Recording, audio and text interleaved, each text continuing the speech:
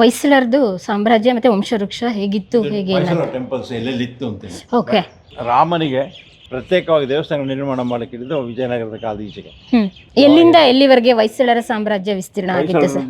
ಇವತ್ತಿನ ತುಂಗಭದ್ರಾಯಿಂದ ಕಾವೇರಿಯವರೆಗೆ ಹ್ಮ್. ತಿರುವಣ್ಣಾಮಲೈ, ಒರಿಸ್ಸಾ ದೇವಸ್ಥಾನ ಇದೆಯಲ್ಲ ಪುರಿ ಜಗನ್ನಾಥ್, ಕೋನಾರ್ಕ್, ಅದು ಗಂಗರಾಜರು ಕಟ್ಟಿರೋದು, ಕನ್ನಡದ ರಾಜರು ಕಟ್ಟಿರೋ ದೇವಸ್ಥಾನಗಳು. ಆನಂತರ ರಾಜ ಇರೋ ಜಾಗವನ್ನು ಬೀಡು ಅಂತ ಕರಿತಾರೆ.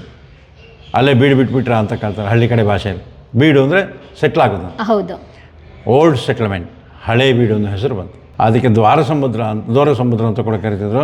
ಹೊಯ್ಸಳರಿಗೂ ಮುಂಚೆಲ್ಲೇ ದೋರ ಅಥವಾ ಧ್ರುವ ಅಂತಕ್ಕಂಥ ರಾಜ ಅಲ್ಲಿ ಕೆರೆಯನ್ನೇ ಕಟ್ಟಿಸಿದ್ದಾನೆ. ಇವರ ಕಾಲದ ಪ್ರಥಮತಃ ದೇವಸ್ಥಾನ, ಹೊಯ್ಸಳರ ಕಾಲದ ಮೊದಲನೇ ದೇವಸ್ಥಾನ ನಮಗೆ ಕಂಡು ಬರೋದು ದೊಡ್ಡಗದ್ದಳ್ಳಿ ಅಂತಿದೆ. ಹೊಯ್ಸಳರ ಮೊದಲ ದೇವಸ್ಥಾನ ಕಲ್ಪನೆ ಇಲ್ಲಿವರೆಗಿದೆ. ಇದಕ್ಕಿಂತ ಮುಂಚಿನ ಡಾಕ್ಯುಮೆಂಟ್ ಯಾವುದೂ ಸಿಕ್ಕಿಲ್ಲ. ಹರಿಹರದಲ್ಲಿ ಇವ್ರ ಕಾಲದಲ್ಲಿ ಕಟ್ಟಿರೋ ದೇವಸ್ಥಾನ ಹರಿಹರ, ಅರ್ಧ ವಿಷ್ಣು ಅರ್ಧ ಶಿವನ ದೇವಸ್ಥಾನ. ಸಂತೆಬಾಚಳ್ಳಿ ಅಂತೇಳಿ ಒಂದು ಬರುತ್ತೆ, ಅಲ್ಲಿ ಹೊಯ್ಸಳರ ಕಾಲದ ವಾರಿಯರ್ ಮೆಮೋಲ್ ಇದೆ, ಕಂಬಗಳ ಮೇಲೆ ವಾರ್ ಮೆಮೋರಿಯಲ್ ಕಟ್ಟಿದೆ. ಅಲ್ಲಿ ಈ ರಾಜನ ಹೆಸರಲ್ಲೇ ಒಂದು ಗೋಪುರ ಇದೆ, ಬಲ್ಲಾಳ ಗೋಪುರ ಅಂತ ಕರೀತಾರೆ ಅದನ್ನು. ತಿರುವಣ್ಣಾಮಲೈ ದೇವಸ್ಥಾನದಲ್ಲಿ ಹೊಯ್ಸಳ ರಾಜ ಬಲ್ಲಾಳನಿಗೆ ವಾರ್ಷಿಕ ಶ್ರಾದ್ದ ಮಾಡ್ತಾರೆ. ಇದ್ಯಾವುದು ಮಂಟಪ? ವಿಜಯನಗರ ಕಾಲದ ಕಂಬಗಳು ಸ್ಟೈಲೇ ಚೇಂಜಸ್ ಇದೆ. ಅದಕ್ಕೂ ಇದಕ್ಕೂ ತುಂಬ ಡಿಫ್ರೆನ್ಸ್ ಇದೆ. ಅಂದರೆ ರಾಮನಿಗೆ ಪ್ರತ್ಯೇಕವಾಗಿ ದೇವಸ್ಥಾನ ನಿರ್ಮಾಣ ಮಾಡಲಿಕ್ಕೆ ಹಿಡಿದು ವಿಜಯನಗರದ ಕಾಲದ ಈಚೆಗೆ. ಹೊಯ್ಸಳರ ಕಾಲದಲ್ಲಿ ವಿಷ್ಣುವಿನ ರೂಪಗಳಿಗೆ ಪೂಜೆ ಇತ್ತು, ರಾಮನಿಗೆ ಇರಲಿಲ್ಲ. ಪ್ರತ್ಯೇಕವಾಗಿ ಶಿವನಿಗಿತ್ತು, ನಾರಾಯಣಗಿತ್ತು, ಲಕ್ಷ್ಮೀನಾರಾಯಣ ಇತ್ತು, ರಂಗನಾಥ ಇತ್ತು, ಆ ಥರಲ್ಲಿತ್ತು. ರಾಮ ಲಕ್ಷ್ಮಣ ಸೀತೆಯನ್ನು ಪೂಜೆ ಮಾಡಲಿಕ್ಕೆ ಶುರು ಮಾಡಿದ್ದು ವಿಜಯನಗರದಿಂದ ಇತ್ತೀಚೆಗೆ. ಯಾಕಂದರೆ ಅವರು ಕಿಷ್ಕಿಂದೆ ಪ್ರಧಾನವಾಗಿ ರಾಜ್ಯ ಮಾಡ್ಕೊಂಡಿದ್ರಲ್ಲ, ಅದು ಕೂಡ ಕಾರಣ ಇತ್ತು. ಇಲ್ಲಿ ರಾಮನಿಗೆ ಸಂಬಂಧಪಟ್ಟ ದೇವಸ್ಥಾನ ಇದೆ, ಇದು ನಂತರ ನಿರ್ಮಾಣ ಆಗಿದೆ. ಇದ್ರ ಎದುರುಗಡೆಗೆ ಆಂಜನೇಯ ಇತ್ತು ಅಂತ ಹೇಳ್ತಾರೆ. ಟೂರಿಸಂ ಡಿಪಾರ್ಟ್ಮೆಂಟು ಆರ್ಕಿಯಾಲಜಿ ಕಾರಿಡಾರಲ್ಲಿ ಡಿಸ್ಪ್ಲೇ ಮಾಡಿದ್ದಾರೆ. ಬ್ರೀಫಾಗಿ ಅದು ನೋಡ್ಕೊಳ್ಳೋಣ. ಅವರ ವಂಶವೃಕ್ಷ, ಅವರ ಟೆರಿಟರಿ ಎಲ್ಲ ಇಲ್ಲಿ ಸಿಗುತ್ತೆ. ಹೊಯ್ಸಳರದು ಸಾಮ್ರಾಜ್ಯ ಮತ್ತೆ ವಂಶವೃಕ್ಷ ಹೇಗಿತ್ತು ಹೇಗೆ ಟೆಂಪಲ್ಸ್ ಎಲ್ಲೆಲ್ಲಿತ್ತು ಅಂತ ಓಕೆ ಫುಲ್ ಡೀಟೇಲ್ಸ್ ಇಲ್ಲ ಇದರೊಳಗೆ, ಮೈನ್ ಮಾತ್ರ ಕೊಟ್ಟಿದ್ದಾರೆ. ಓಕೆ, ನಮ್ಮ ಹಾಸನ ಜಿಲ್ಲೆಯಲ್ಲೇ 60-70ಕ್ಕೂ ಹೆಚ್ಚು ದೇವಸ್ಥಾನ ಇದೆ ಹೊಯ್ಸಳರದು. ಇದ್ರೊಳಗೆ ಇರೋದು ಆಲ್ ಓವರ್ ಹೊಯ್ಸಳ ಟೆರಿಟರಿ ಏನಿತ್ತ ಅದೆಲ್ಲ ತೋರಿಸ್ತಾರೆ. ಎಲ್ಲಿಂದ ಎಲ್ಲಿವರೆಗೆ ಹೊಯ್ಸಳರ ಸಾಮ್ರಾಜ್ಯ ವಿಸ್ತೀರ್ಣ ಆಗಿತ್ತು ಸರ್? ಇವತ್ತಿನ ತುಂಗಭದ್ರಾಯಿಂದ ಕಾವೇರಿಯವರೆಗೆ ತಿರುವಣ್ಣಾಮಲೈ, ರಾಮನಾಡು ಅಂತ ಕರಿತೇವೆ. ರಾಮೇಶ್ವರದ ಹತ್ರ ಇದೆ ರಾಮನಾಡು ಅಂತ, ಅದು ಇವರಿಗೆ ಸ್ವಲ್ಪ ದಿವಸ ರಾಜಧಾನಿ. ತಮಿಳ್ನಾಡು ರಾಮೇಶ್ವರಂ, ತಮಿಳ್ನಾಡು ರಾಮೇಶ್ವರ ಕಾವಿಲ್ ಅಂತ ಅಲ್ಲಿ ಜಂಬುಕೇಶ್ವರ ದೇವಸ್ಥಾನ ಇದೆ. ಅದರ ಪ್ರಾಧಾನ್ಯ ಒಳಗಡೆ ಹೊಯ್ಸಳರ ರಾಜರು ಬಲ್ಲಾಳರು ಕಟ್ಟಿರೋ ಬಲ್ಲಾಳೇಶ್ವರ ಅಂತಲೂ ಇದೆ, ತಿರುಚಿ ಪಕ್ಕದಲ್ಲಿ.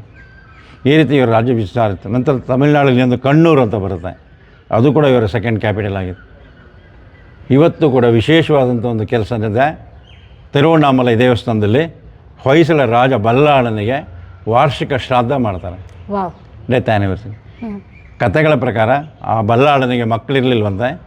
ಅರುಣಾಚಲೇಶ್ವರನ ಕೇಳ್ಕೊಂಡ, ನನಗೆ ಮಕ್ಕಳ ಭಾಗ್ಯ ಕೊಡು ಅಂತ, ನಾನೇ ನಿನ್ನ ಮಗುವಾಗಿರ್ತೀನಿ ಹೋಗು ಅಂತ ಮಾತು ಕೊಟ್ಟನಂತೆ. ಆ ಅರುಣಾಚಲೇಶ್ವರನೇ ಬಲ್ಲಾಳ ರಾಜನ ಮಗ ಅನ್ನೋ ಕಲ್ಪನೆಯಲ್ಲಿ ಅಲ್ಲಿ ಶ್ರಾದ್ದ ನಡೆಸ್ತಾರೆ. ಇವತ್ತು ಕೂಡ ತಿರುವಣ್ಣಾಮಲೈ ದೇವಸ್ಥಾನದಲ್ಲಿ ಇವರ ಶ್ರಾದ್ದ ನಡೀತದೆ. ಅಲ್ಲಿ ಈ ರಾಜನ ಹೆಸರಲ್ಲೇ ಒಂದು ಗೋಪುರ ಇದೆ, ಬಲ್ಲಾಳ ಗೋಪುರ ಅಂತ ಕರೀತಾರೆ ಅದನ್ನು. ತಿರುವಣ್ಣಾಮಲೆಗೆ ಹೋದರೆ ಕಿಳಿ ಗೋಪುರ ಅಂತ ಒಂದಿದೆ, ಆ ಕಿಳಿ ಗೋಪುರದ ಹಿಂಭಾಗ ಇರೋದೆ ಬಲ್ಲಾಳ ಗೋಪುರ, ಹೊಯ್ಸಳರ ಕಾಲ. ಇದು ಅವರ ಟೆಂಪಲ್ ಟೆರಿಟರಿ. ಇದಿಷ್ಟು ಚಾಮರಾಜನಗರ, ಮೈಸೂರು ಬಾರ್ಡರ್, ಟಿ ನರಸೀಪುರ, ಮೈಸೂರು, ಮಂಡ್ಯದ ಹತ್ರ ಬಸರಾಳು ಅಂತಿದೆ, ತುಂಬ ಅದ್ಭುತವಾಗಿರೋ ದೇವಸ್ಥಾನ. ಇದಕ್ಕೂ ಮಧ್ಯದಲ್ಲಿ ಕಂಬದಹಳ್ಳಿ ಅಂತ ಇಲ್ಲಿ ಕೊಟ್ಟಿಲ್ಲ ಮೋಸ್ಟ್ಲಿ ಇವರು, ಅಲ್ಲಿ ಜೈನ ದೇವಸ್ಥಾನಗಳಿದೆ, ಅದು ಕೂಡ ತುಂಬ ಜನ ಇದೆ. ಕಂಬದಲ್ಲಿ ಸಂತೆಬಾಚಳ್ಳಿ ಅಂತೇಳಿ ಒಂದು ಬರುತ್ತೆ, ಅಲ್ಲಿ ಹೊಯ್ಸಳರ ಕಾಲದ ವಾರಿಯರ್ ಮೆಮೋಲ್ ಇದೆ, ಕಂಬಗಳ ಮೇಲೆ ವಾರ್ ಮೆಮೋರಿಯಲ್ ಕಟ್ಟಿದೆ, ಅದು ಕೂಡ ಚೆನ್ನಾಗಿದೆ ನೋಡಿ. ಓಕೆ, ಅವ್ರು ಎಲ್ಲೆಲ್ಲಿ ಅವ್ರ ಸಾಮ್ರಾಜ್ಯ ವಿಸ್ತೀರ್ಣ ಮಾಡಿದ್ರು ಅಲ್ಲೆಲ್ಲ ದೇವಸ್ಥಾನಗಳನ್ನ ನಿರ್ಮಾಣ ಮಾಡ್ಕೊಂಡು ಬಂದರು. ದೇವಸ್ಥಾನಗಳನ್ನು ಜಾಸ್ತಿ ಅವರು ನಿರ್ಮಾಣಗಳನ್ನು ಮಾಡ್ತಾ ಇದ್ದ ಕಾರಣ ಅವತ್ತಿನ ಸಮಾಜದ ಪ್ರತಿಯೊಂದು ಆಗು ಹೋಗುಗಳ ಕೇಂದ್ರ. ಓಕೆ, ಟೆಂಪಲ್ ಇದೆ, ಮಿರರ್ ಆಫ್ ಎ ಸೊಸೈಟಿ ಅಂತೇಳಿ. ಇವತ್ತು ನಾವೇನು ಪ್ರತಿಯೊಂದಕ್ಕೂ ಬೇರೆ ಬೇರೆ ಕಟ್ತೇವೆ, ಕ್ರೀಡಾಂಗಣ ಕಟ್ತೇವೆ, ಸ್ಟೇಡಿಯಂ ಬೇರೆ ಕಟ್ತೇವೆ, ಆಡಿಟೋರಿಯಂ ಬೇರೆ ಕಟ್ತೇವೆ, ಥಿಯೇಟ್ರ್ ಬೇರೆ ಕಟ್ತೇವೆ. ಹಿಂದೆ ಅವೆಲ್ಲ ಏನಿಲ್ಲ, ಅವೆಲ್ಲವರ ಸಮ್ಮಿಶ್ರಣ ದೇವಸ್ಥಾನ ಆಗಿತ್ತು. ಶಿವಮೊಗ್ಗ ಮತ್ತೆ ತರೀಕೆರೆ, ಹರಿಹರ, ದಾವಣಗೆರೆ, ಹರಿಹರದಲ್ಲಿ ಇವ್ರ ಕಾಲದಲ್ಲಿ ಕಟ್ಟಿರೋ ದೇವಸ್ಥಾನ ಹರಿಹರ, ಅರ್ಧ ವಿಷ್ಣು ಅರ್ಧ ಶಿವನ ದೇವಸ್ಥಾನ. ಫಸ್ಟ್ ಆರಂಭವಾಗಿದ್ದು ಆರಂಭವಾಗಿದ್ದು ಅಂಗಡಿಹಳ್ಳಿ ಅಂತೇಳಿ, ಅಲ್ಲಿ ವಾಸಂದಗೆ ದೇವಸ್ಥಾನ, ಅದು ಹೊಯ್ಸಳರಿಗಿಂತ ಮುಂಚಿನ ದೇವಸ್ಥಾನ. ಅದು ಯಾರ ಕಾಲದಲ್ಲಿ ಆಯಿತು ಏನು ಅಂತ ಅದಕ್ಕೆ ಡಾಕ್ಯುಮೆಂಟ್ ಇಲ್ಲ. ಆ ದೇವಸ್ಥಾನದಲ್ಲಿ ಮೊನಾಸ್ಟ್ರಿ ನಡೀತಾ ಇತ್ತು, ಗುರುಕುಲ ನಡೀತಾ ಇತ್ತು. ಇವರ ಕಾಲದ ಪ್ರಥಮತಃ ದೇವಸ್ಥಾನ, ಹೊಯ್ಸಳರ ಕಾಲದ ಮೊದಲನೇ ದೇವಸ್ಥಾನ ನಮಗೆ ಕಂಡು ಬರೋದು ದೊಡ್ಡಗದ್ದಳ್ಳಿ ಅಂತಿದೆ. ಹಗೆರೆ ಬೇಲೂರು ಮಧ್ಯದಲ್ಲಿ, ಹಗೆರೆ ಮತ್ತು ಹಳೆಬೀಡು ಹಾಸನ ಮಧ್ಯದಲ್ಲಿ ಒಂದು ಕ್ರೆಸೆಂಟ್ ರೋಡಿನಲ್ಲಿ ಕೆರೆ ದಾಟುತ್ತಲ್ಲ, ಅಲ್ಲಿ ಬೋರ್ಡ್ ಹಾಕಿದ್ದಾರೆ ದೊಡ್ಡಗದ್ದಳ್ಳಿ. ಅಲ್ಲಿ ಮಹಾರಾಷ್ಟ್ರದಿಂದ ಬಂದಕ್ಕಂಥ ಒಬ್ಬ ವ್ಯಾಪಾರಿ ಇಲ್ಲಿ ಆಶ್ರಯ ತೊಗೊಂಡಿದ್ದ. ರಾಜನಿಗೆ ಮರ್ಯಾದೆ ಕೊಡೋದಕ್ಕೋಸ್ಕರ ಕಲ್ಲಹಣ ರಾವುತ ಅಂತ ಅವನ ಹೆಸರು. ಅವನು ಲಕ್ಷ್ಮೀ ದೇವನನ್ನು ಕಟ್ಟಿಸ್ತಾನೆ. ಪ್ರಧಾನವಾಗಿ ಅದು ಕಾಳಿ ದೇವಸ್ಥಾನ, ತಾಂತ್ರಿಕ ಸಂಪ್ರದಾಯದ ನಡೀತಾ ಇತ್ತು. ಅಲ್ಲಿ ಚತುಷ್ಕೂಟ ಅಂತ ಕರೆದು 4 ಗರ್ಭಗುಡಿನ ಒಟ್ಟಿಗೆ ಇದೆ. ಅದು ಮೂಲ ಹೊಯ್ಸಳರ ಮೊದಲ ದೇವಸ್ಥಾನ ಕಲ್ಪನೆ ಇಲ್ಲಿವರೆಗಿದೆ. ಇದಕ್ಕಿಂತ ಮುಂಚಿನ ಡಾಕ್ಯುಮೆಂಟ್ ಯಾವುದೂ ಸಿಕ್ಕಿಲ್ಲ. ನಂತರದಲ್ಲಿ ಇದಾಗಿದ್ದು, ಇದಾದ ನಂತರ ಹಳೆಬೀಡಾಗಿದೆ. ಅವ್ರದ್ದು ವಂಶವೃಕ್ಷ ಎಲ್ಲಿ ನೋಡ್ತೀವಿ ನಾವು? ಇದು ಹೊಯ್ಸಳ ಡೈನಾಸ್ಟಿ ಎಕ್ಸ್ಟೆಂಟ್ ಎಲ್ಲಿತ್ತು ಅಂತ. ಓಕೆ, ಎಲ್ಲೆಲ್ಲಿ ಬಾರ್ಡ್ರ್ ಇತ್ತು, ಕಣ್ಣೂರು ಹತ್ರ ಕಣ್ಣೂರು ಅಂತ ಕಣ್ಣಾನೂರು ಅಂತ ಕರೀತಾರೆ ಇದನ್ನು. ಕೇರಳದ ಕಣ್ಣೂರು ಬೇರೆ ಇಲ್ಲಿತ್ತು. ಮೈಸೂರು ಇದು ಇವರ ಆರಿಜಿನ್ ಅಂಗಡಿ ಅಂತ ಕರೀತಾರೆ. ಮೂಡಿಗೆರೆಯಿಂದ ಜನ್ನಾಪುರ ಅಂತ ಪ್ರಯಾಣ, ಅಲ್ಲಿಂದ ಸಕಲೇಶ್ಪುರಕ್ಕೆ ಹೋಗೋ ರೋಡಲ್ಲಿ ಬರುತ್ತೆ. ಇದು ಅವರ ಟೆರಿಟರಿ. ಅಲ್ಲಿ ಅಂಗಡಿಯಲ್ಲಿ ನಾವು ಇವಾಗ ಏನನ್ನು ನೋಡಕ್ಕೆ ಸಾಧ್ಯ ಇಲ್ಲ. ದೇವಸ್ಥಾನ ಮಾಡ್ರೇಟ್ ಮಾಡಿದ ದೇವಸ್ಥಾನ ಇದೆ, ಸುತ್ತ ತೋಟ ಆಗಿದೆ, ಚೆನ್ನಾಗಿದೆ. ಓಕೆ, ಪ್ರತ್ಯೇಕವಾಗಿ ಈ ದೇವಸ್ಥಾನಕ್ಕೆ ಮುಸುಬತ್ತ ಸಣ್ಣ ಹಿಸ್ಟಾರಿಕಲ್ ಬ್ಯಾಕ್ಗ್ರೌಂಡ್ ಇಟ್ಕೊಟ್ಟಿದ್ದಾರೆ. ಹೊಯ್ಸಳ ಹಳೆಬೀಡನ್ನು ದ್ವಾರ ಸಮುದ್ರ ಅಂತ ಕರೀತಾರೆ, ಪ್ರಸ್ತುತ ಹಳೆಬೀಡು ಅಂತ ಕರೀತಾರೆ. ಅದಕ್ಕೆ ದೋರ ಸಮುದ್ರ ಅಥವಾ ದ್ವಾರ ಸಮುದ್ರ ಅಂತೆಲ್ಲ ಕಾಲಕ್ಕೆ ತಕ್ಕಂಥ ಹೆಸರು ಬದಲಾವಣೆ ಆಗಿದೆ. ಈಗ ಪ್ರೆಸೆಂಟ್ ಹಳೆಬೀಡು ಅಂತ ಕರೀತಾರೆ. ಕ್ಯಾಪಿಟಲ್ ಯಾವಾಗ ಶಿಫ್ಟ್ ಆಯಿತು, 2 ಸಾರಿ ಆಕ್ರಮಣ ಆಯಿತು ಮಲ್ಲಿಕಾಪುರದ 1310, 1326ರಲ್ಲಿ. ನಂತರ ರಾಜಧಾನಿ ಒಂದು ಆನೆಗೊಂದಿಗೆ ಹೋಯಿತು. ಹಂಪಿ ಹತ್ರ ಆನೆಗುಂದಿ ಇದೆಯಲ್ಲ, ಅಲ್ಲಿಗೆ ಹೋಯ್ತು. ಇವನ ಕೈ ಕೆಳಗಡೆ ಕಮಾಂಡರ್ ಇನ್ ಚೀಫ್ ಆಗಿದ್ದ ಕಂಪಿಲ ರಾಯ ಅಂತೇಳಿ ಅವನ ಮಕ್ಕಳೇ ಹರಿಹರ ಮತ್ತು ಹಕ್ಕ ಬುಕ್ಕರು. ಆ ಕಂಪಿಲ ಹೊಯ್ಸಳ ರಾಜರ ಸೇನಾ ನಾಯಕ. ಆವಾಗ ಇನ್ನೊಂದು ತುಂಡು ಕಣ್ಣೂರಿಗೆ ಹೋಯ್ತು, ತಮಿಳ್ನಾಡಿಗೆ. ಆನಂತರ ರಾಜ ಇರೋ ಜಾಗವನ್ನು ಬೀಡು ಅಂತ ಕರಿತಿದ್ರು. ಅಲ್ಲೇ ಬೀಡು ಬಿಟ್ಬಿಟ್ರ ಅಂತ ಕಳ್ತಾರೆ ಹಳ್ಳಿ ಕಡೆ ಭಾಷೆಯಲ್ಲಿ. ಬೀಡು ಅಂದರೆ ಸೆಟ್ಲ್ ಆಗೋದು, ಹೌದು, ಓಲ್ಡ್ ಸೆಟ್ಲ್ಮೆಂಟ್, ಹಳೆ ಬೀಡು ಅನ್ನೋ ಹೆಸರು ಬಂತು. ರಾಜಧಾನಿ ಬದಲಾವಣೆ ಆಯ್ತಲ್ಲ, ಆ ಸೆಟ್ಲ್ಮೆಂಟು ಓಲ್ಡ್ ಆಯಿತು, ಹಳೇದಾಯಿತು. ಹಾಗಾಗಿ ಹಳೆ ಬೀಡು ಅನ್ನೋ ಹೆಸರು ಪ್ರಚಿತವಾಗಿ ಬಂತು ಅಂತೇಳಿ ಹೇಳ್ತಾರೆ. ಅದಕ್ಕೆ ದೋರ ಸಮುದ್ರ ಅಂತ ಕೂಡ ಕರಿತಿದ್ರು. ಹೊಯ್ಸಳರಿಗೂ ಮುಂಚೆಲ್ಲೇ ದೋರ ಅಥವಾ ಧ್ರುವ ಅಂತಕ್ಕಂಥ ರಾಜ ಅಲ್ಲಿ ಕೆರೆಯನ್ನೇ ಕಟ್ಟಿಸಿದಾನೆ. ಅದ್ರ ಬಗ್ಗೆ ಕೂಡ ಕಾಂಪ್ಲಿಕೇಶನ್ಸ್ ಇದೆ. ರಾಷ್ಟ್ರಕೂಟರಲ್ಲಿ ಒಬ್ಬ ಧ್ರುವ ಅಂತಿದ್ದ, ಇನ್ನೊಬ್ಬ ಗಂಗರಲ್ಲಿ ದೋರ ಅಂತಿದ್ದ. ಇವನು ಯಾರು ಕರೆಕ್ಟಾಗಿ ಗೊತ್ತಿಲ್ಲ. ಅಂತೂ ಅದನ್ನು ಒಬ್ಬ ರಾಜ ಹೊಯ್ಸಳರಿಗೆ ಮುಂಚೆ 9ನೇ ಶತಮಾನದಲ್ಲಿ ಕಟ್ಟಿರೋ ಕೆರೆ ಅದು, ಹಳೆಬೀಡಿನ ಕೆರೆ. ನಮ್ಮ ಇತಿಹಾಸದಲ್ಲಿ ಹೇಳದೆ ದ್ವಾರ ಸಮುದ್ರದ ಹೊಯ್ಸಳರು ಅಂತಲೇ. ಇದು ಹೊಯ್ಸಳರ ನಂತರ ಅದು ಫೇಮಸ್ ಆಗಿದ್ದು ದ್ವಾರ ಸಮುದ್ರ ಅಂತ. ಅದಕ್ಕೆ ಮುಂಚೆ ರಾಷ್ಟ್ರಕೂಟರು ಮತ್ತು ಕಲ್ಯಾಣಿ ಚಾಲುಕ್ಯರುಗಳಿದ್ದಲ್ಲ, ಅವರಿಬ್ಬರಿಗೆ ಈ ಪ್ರದೇಶಕ್ಕೋಸ್ಕರ ಹೊಡೆದಾಟಗಳಾಗ್ತಾಯಿತ್ತು. ಇಲ್ಲಿ ಪ್ರಾಬಲ್ಯ ಸಾಧಿಸಿದ್ದು ಕಲ್ಯಾಣಿ ಚಾಲುಕ್ಯರು. ಅದರ ಮುಂಚೆ ರಾಷ್ಟ್ರಕೂಟರು ಇದೆ.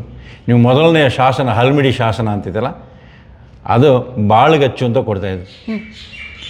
ಒಬ್ಬ ರಾಜ ಅವನಿಗೆ ಸಹಾಯ ಮಾಡ್ತಿದ್ದಲ್ಲ ಈ ಜಾಗ ಕಾನ್ಕೊರ್ಕ್ ಮಾಡ್ಕೊಳ್ಳೋದಕ್ಕೆ, ಅವನಿಗೆ ಉಂಬಳಿ ಕೊಡ್ತಾಯಿದ್ದ, ಅಂದರೆ ಗಿಫ್ಟ್ ಕೊಡೋದಕ್ಕೆ, ಅದನ್ನು ಬಾಳ್ಗಚ್ಚು ಅಂತ ಕರಿತಾಯಿದ್ರು. ಆ ಥರದ ಶಾಸನ ಅದು ಅಂತ ಹೇಳ್ತಾರೆ, ಹಲ್ಮಿಡಿ ಶಾಸನ. ಹಲ್ಮಿಡಿ ಶಾಸನ. ಓಕೆ, ಬೇಲೂರು ಹತ್ರನೇ ಹಲ್ಮಿಡಿ ಗ್ರಾಮದಲ್ಲಿ ನಾನು ಹಲ್ಮಿಡಿ ಊರಿದೆಯಲ್ಲ, ಅಲ್ಲಿ ಶಾಸನ ಇದೆ. ಅದು ಮೊದಲನೇ ಕನ್ನಡದ ಶಾಸನ ಅಂತ ಹೇಳ್ತಾರೆ. ಬಟ್ ಇತ್ತೀಚೆಗೆ ಇನ್ನೊಂದು ಕಾಂಪ್ಲಿಕೇಶನ್ ಶುರುವಾಗಿದೆ. ಅದಕ್ಕಿಂತ ಹಿಂದಿಂದೊಂದು ಕನ್ನಡ ಶಾಸನ ಇದೆ, ಅದು ಸನ್ನತಿ ಎಕ್ಸ್ಕವೇಷನ್ಸ್ ಆಯಿತು, ಅಲ್ಲಿ ಸಿಕ್ತು ಅಂತ ಹೇಳ್ತಾರೆ. ಅದ್ರ ಬಗ್ಗೆ ಏನು ಡಾಕ್ಯುಮೆಂಟ್ ಆಗಿದೆ. ಇಲ್ಲಿ ಬೇಲೂರು ದೇವಸ್ಥಾನಗಳಲ್ಲಿ ನಡೆದಕ್ಕಂಥ ಜಾತ್ರೆ ಸಂದರ್ಭದಲ್ಲಾಗುವ ಉತ್ಸವಾದಿಗಳು. ಈ ದೇವಸ್ಥಾನದಲ್ಲಿ ವಿಜೃಂಭಣೆಯಿಂದ ಜಾತ್ರೆ ಆಗ್ತದೆ, ರಥೋತ್ಸವ ಆ ರೀತಿ ನಡೆಯುತ್ತೆ. ಓಕೆ, ಅದ್ದೂರಿಯಾಗಿ ತುಂಬ. ಪ್ರತಿ ವರ್ಷ ಏಪ್ರಿಲ್ ಆದಮೇಲೆ ಯುಗಾದಿ ಹಬ್ಬದಿಂದ ಪ್ರಾರಂಭ ಆಗ್ತದೆ. ಯುಗಾದಿ ಹಬ್ಬದ ದಿವಸ ದೇವರಿಗೆ ಚಿನ್ನದ ಆಭರಣಗಳೆಲ್ಲ ಅದು ಟ್ರೆಜರಿ ಇಟ್ಟಿರ್ತಾರೆ, ಅದನ್ನು ತಂದು ಯುಗಾದಿ ಹಬ್ಬದ ದಿವಸ ದೇವರಿಗೆ ಆ ಚಿನ್ನದ ಆಭರಣಗಳನ್ನು ತೊಡಿಸಿ ನಂತರ ಜಾತ್ರೆ ಶುರು ಮಾಡ್ತಾರೆ. ಅಲ್ಲಿಂದ ಒಂದು 12-13 ದಿವಸ ಆಗ್ತದೆ. ದ್ವಾದಶಿ ಅಥವಾ ಏಕಾದಶಿ ಅದು ಇಲ್ಲಿಗೆ ಹುಬ್ಬ ನಕ್ಷತ್ರ ಬರುತ್ತಲ್ಲ, ಅದು ಪ್ರಧಾನ ಜಾತ್ರೆಗೆ. ಆವತ್ತಿನ ದಿವಸ ರಥೋತ್ಸವ ನಡೀತದೆ. ಅಂದರೆ ರಾಜರ ಕಾಲದಿಂದಲೂ ರಥೋತ್ಸವ, ಜಾತ್ರಾ ಮಹೋತ್ಸವ ವಿಜಯನಗರ ಕಾಲದಿಂದ ಮುಂಜೆಗೂ ಶುರುವಾಗಿದೆ. ಅಂಗರಂಗ ಪೂಜೆ ಅಂತ ಕರೀತಾರೆ. ದೇವಸ್ಥಾನಗಳಲ್ಲಿ 2 ಥರ ಪೂಜೆ ಇದೆ. ರಂಗಪೂಜೆ, ನಾವು ಮಾಡತಕ್ಕಂಥ ನಾಟ್ಯ, ವಾದ್ಯ, ಸಂಗೀತ, ಇವೆಲ್ಲ ರಂಗಪೂಜೆ. ಓಕೆ. ಅಂಗಪೂಜೆ ಅಂದರೆ ದೇವರಿಗೆ ಪ್ರತ್ಯೇಕ ಪೂಜೆ ಮಾಡ್ತೇವೆ. ದೇವರಿಗೆ ಅಭಿಷೇಕ ಮಾಡ್ತೀವಿ, ದೇವರಿಗೆ ಅಲಂಕಾರ ಮಾಡ್ತೀವಿ. ಮನೆಗಳಲ್ಲಿ ಯಾವ್ದಾದ್ರು ಪೂಜೆ ಮಾಡುವಾಗ ಭುಜಕ್ಕೆ, ಕಾಲಿಗೆ, ಪಾದಕ್ಕೆ, ಕಿರೀಟಕ್ಕೆ ಅಂತ ಪೂಜೆ ಮಾಡಿಸ್ತಾರೆ. ಅದು ದೇವರಿಗೆ ಅಂಗಪೂಜೆ. ಅದು ರಂಗಪೂಜೆ ಅಂದರೆ ಹೊರಗಡೆ ಓಪನ್ ಏರ್ ಆಗಿ ಮಾಡ್ತಕ್ಕಂಥದ್ದು. ಅವನ್ನು ನಡೀಲಿಕ್ಕೆ 1390 ಈಚೆಗೆ ವಿಜಯನಗರದ ಕಾಲದಲ್ಲಿ ಬಳುವಳಿಗಳನ್ನು ಕೊಟ್ಟು ಜಮೀನುಗಳನ್ನು ದಾನ ಕೊಟ್ಟು ಆ ಮುಂದ್ಗಡೆ ಇರೋ ಗೋಪುರ ಇದೆಯಲ್ಲ ಅದನ್ನು ನಿರ್ಮಾಣ ಮಾಡಿ ಚಾಲನೆ ಮಾಡಿದ್ರು. ನಿಂತೋಗಿತ್ತು ಸ್ವಲ್ಪ ಕಾಲ, ಮತ್ತು ಚಾಲನೆ ಆಯಿತು. ಹೊಯ್ಸಳರ ಕಾಲದಲ್ಲೂ ಉತ್ಸವಾದಿಗಳು ನಡೀತಾ ಇತ್ತು ಅಂತ ಹೇಳ್ತಾರೆ. ಬಟ್ 900 ವರ್ಷಗಳ ಹಿಂದಿನ ಈ ವಾಹನಗಳು ಇರೋದಕ್ಕೆ ಸಾಧ್ಯಗಳಿರಲ್ಲ. ಕರೆಕ್ಟ್. ಇದ್ದರೂ ಕೂಡ ನೆಗ್ಲೆಕ್ಟ್ ಆದಾಗ ಕೆಲವರು ಹೊತ್ಕೊಂಡು ಹೋಗಿರ್ಬೋದು. ಎಷ್ಟೋ ಮನೆಗಳಲ್ಲಿ ನೀವು ಹಳೆ ಕಾಲದ ವಿಗ್ರಹ ನೋಡಿರ್ತೀರ, ತುಂಬ ಶ್ರೀಮಂತವಲ್ಲ, ಆ್ಯಂಟಿಕ್ ಅಂತ ಕಲೆಕ್ಟ್ ಮಾಡಿ. ಅದೆಲ್ಲ ಎಲ್ಲಿಂದ ಬರೋಕ್ಕೆ ಸಾಧ್ಯ? ಇಲ್ಲಿಂದಲೇ ಬರ್ಬೋದು. ಹೌದು. ಇವೆಲ್ಲ ಉತ್ಸವಾದಿಗಳು ನಡೀತಾ 10-12 ದಿವಸ. ಬ್ರಹ್ಮರಥ ಅಂತೇಳಿ ಮಾಡ್ತಾರೆ. ಮೊದಲನೇ ದಿವಸ ಅಲ್ಲಿ ಚಾರ್ಟ್ ಹೌಸ್ ಇದೆಯಲ್ಲ, ದೇವಸ್ಥಾನ ಮುಂದೆ ನೀವು ಪಾರ್ಕ್ ಮಾಡಿರಲ್ಲ, ಅಲ್ಲಿ ಆ ಮೂಲೆಯಿಂದ ಈ ಮೂಲೆವರೆಗೆ ಎಳೆದು ನಿಲ್ಲಿಸ್ತಾರೆ. ಮೊದಲನೇ ದಿವಸ ಬ್ರಹ್ಮರಥ ಅಂತೇಳಿ.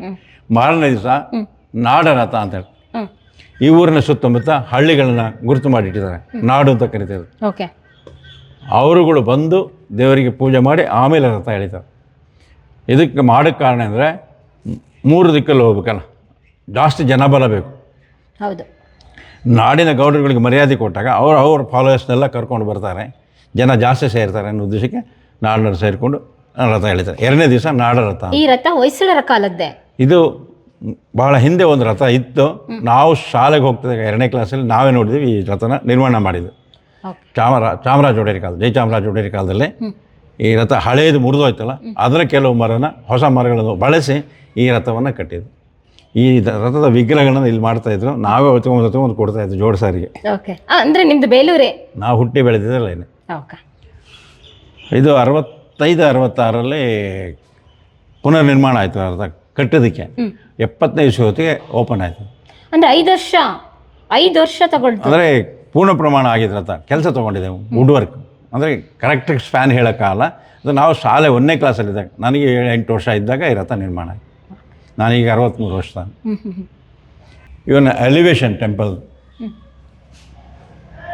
ಅಂದರೆ ಈ ಎಲಿವೇಶನ್ ಏನಿದೆಯಲ್ಲ, ಇದು 1865 ಆನ್ವರ್ಡ್ಸ್ ಈ ಥರದ ಶಿಖರ ಇತ್ತು ದೇವಸ್ಥಾನಕ್ಕೆ ಮುಂಚೆ. ಓಕೆ. ಇದು ಇಲ್ಲಿ ಕಲ್ಲಿನ ಮಂಟಪ ಕಾಣುತ್ತಲ್ಲ, ಆ ಕಲ್ಲಿನ ಮಂಟಪನ ಪೋಸ್ಟ್ ಮಾಡಿ ತೆಗೆದಿರೋದು. ಈ ನೀವು ನಂಜನಗೂಡು ದೇವಸ್ಥಾನಕ್ಕೆ ಹೋಗಿ ನೋಡಿದ್ದೀರಾ? ಅಥವಾ ಹಾಸನಾಂಬ ದೇವಸ್ಥಾನ ನೋಡಿದಿಲ್ಲ? ಹಾಸನ ಮೇಲ್ಗಡೆ ಸಣ್ಣ ನಿಚೇಸ್ ಮಾಡಿದಾರಲ್ಲ, ಈ ಥರ ಇತ್ತು. ಇದ್ರ ಮೇಲೆ ಮರ ಬೆಳ್ಕೊಂಡು ಅದು ಬೀಳ್ತಾ ಬಂತು. ಆ ಮರದ ಬೇರೆಲ್ಲ ಒಳಗಡೆ ಹೋಗಿ ಶಿಖರ ಬೀಳ್ತಾ ಬಂತು. ಬೀಳ್ಬೇಕಾದ್ರೆ ದೇವಸ್ಥಾನ ಹಾಳಾಗಿ ಕಲೆ ಹಾಳಾಗ್ತದೆ ಅಂತೇಳಿ ಅದನ್ನು ತೆಗೆದಾಕಿ. ಅದು ಕಲ್ಲಿಂದೇ. ಇದರ ಎಲಿವೇಶನ್ ಪ್ಲಾನ್ ಅಲ್ಲಿದೆ ನೋಡಿ, ಯಾವ ರೀತಿ ಶಿಖರಗಳ ಎಲಿವೇಶನ್ ಹೇಗಿರುತ್ತೆ ಅಂತೇಳಿ. ಓಕೆ.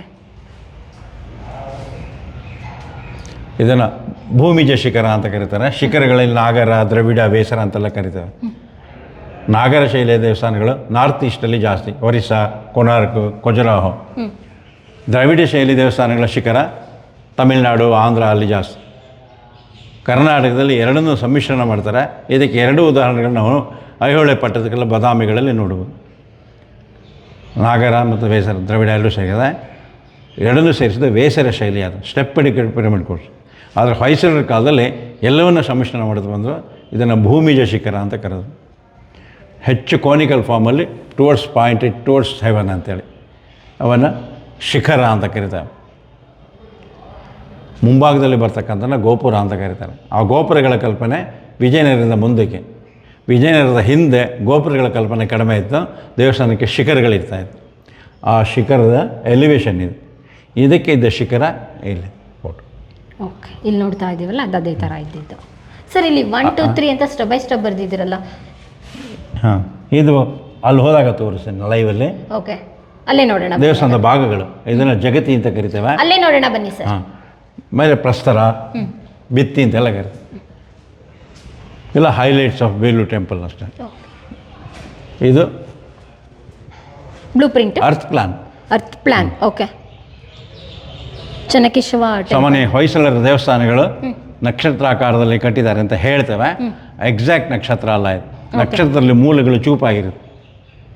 ಇಲ್ಲಿ ಚಚ್ಚೌಕಾಕಾರ ಅಂತ ಕರೀತಾರೆ. ಟೋಟಲಿ ಇಲ್ಲಿಂದ ಇಲ್ಲಿವರೆಗೆ ನೀವು ಲೈನ್ ಹಾಕಿದ್ರೆ ಇಟ್ ಇಸ್ ಎ ಸ್ಕ್ವೇರ್, ಒಂದು ಸ್ಕ್ವೇರೇನೆ.